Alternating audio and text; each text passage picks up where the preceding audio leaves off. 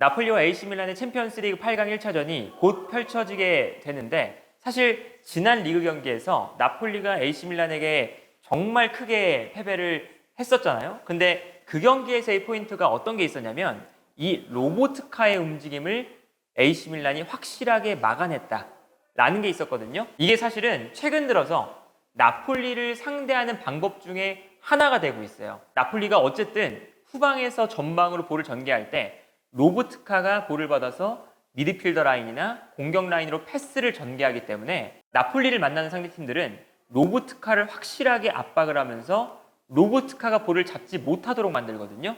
그러다 보니까 지난 경기에서 실점을 하는 장면을 보면요. 김민재 선수의 실수가 많이 나왔는데 그 많이 나오는 장면들을 보면 어떤 게 있냐. 김민재 선수가 볼을 끌고 올라오고 있는 장면이에요. 그런데 앞선에 있는 로보트카가 AC밀란의 미드필더 라인에 둘러싸여서 패스를 받을 수 없는 위치에 서 있습니다. 그러다 보니까 여기서 어떤 현상이 발생하냐면 김민재가 이 중원 라인을 거치지 않고 앞선으로 한 번에 패스를 보내줘야 되는 상황이 펼쳐지는 거죠.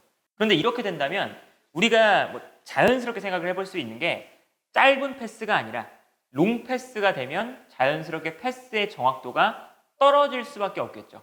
그래서 이 장면도 보시면요. 김민재가 볼을 전개할 때 로보트카가 아니라 앞선에 있는 흐비차에게 패스를 보내주려고 합니다. 그래서 이 다음 장면을 보면 김민재의 패스가 워낙에 거리가 멀다 보니까 이 패스가 상대 수비 라인에게 끊기게 됩니다. 그리고 여기서 볼이 끊기면서 AC밀란의 득점이 나오게 되죠. 그런데 이 장면뿐만 아니라 계속해서 이런 장면이 반복이 되거든요. 이 장면도 보시면요. 김민재가 볼을 잡고 있을 때 일단 로보트카가 AC밀란의 공격수에게 압박을 당하고 있습니다. 그리고 앞선에 있는 앙기사와 지일린스키도 동시에 AC밀란의 수비수들에게 압박을 당하고 있는 상황이죠.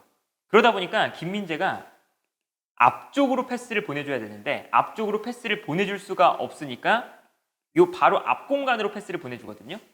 근데 여기서 자연스럽게 요 좁은 공간 안으로 패스가 들어가니까 이번에는 안쪽에서 나폴리가 압박을 당하면서 볼을 빼앗기고 여기서부터 실점이 나오게 되는 장면을 볼 수가 있었어요.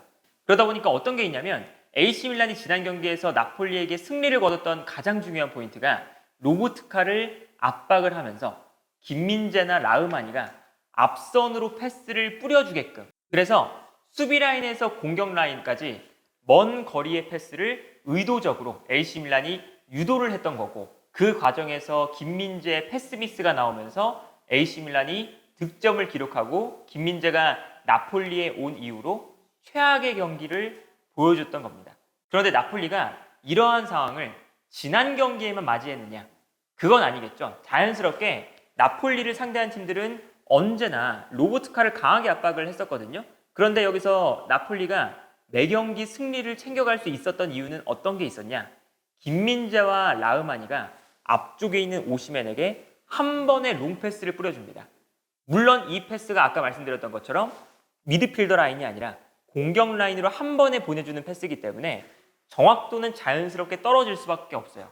그런데 정확도가 떨어지는 패스라도 오시멘이 볼을 받은 이후에 상대 수비수와의 몸싸움을 이겨내고 돌아서는 데 성공을 하기 때문에 김민재와 라흐마니의 롱패스가 한 번에 오시멘에게 전달이 되면서 상대팀의 페널티 박스 안으로 공격을 전개할 수가 있었던 거죠.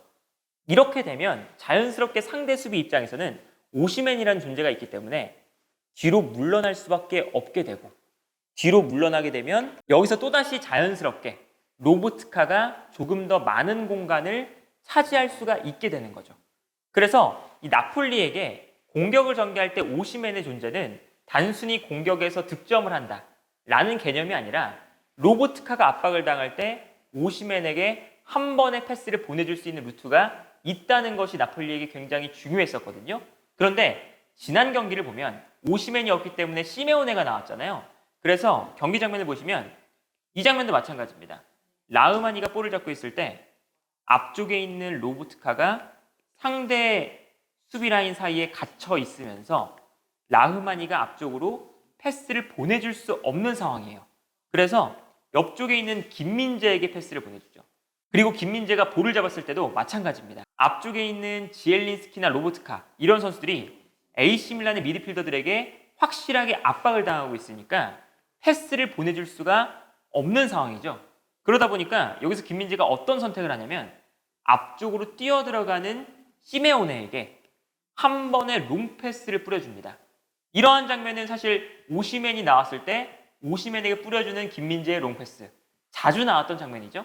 그런데 여기서 문제는 어떤 것이냐, 이 미드필더 라인을 거치지 않고 한 번에 앞쪽으로 패스를 보내줬을 때 시메오네가 상대 수비수와의 경합을 이겨내지 못하고 볼을 빼앗기면서 김민재의 패스가 결국에는 상대 수비수에게 차단을 당한다는 것이 문제가 되는 거죠.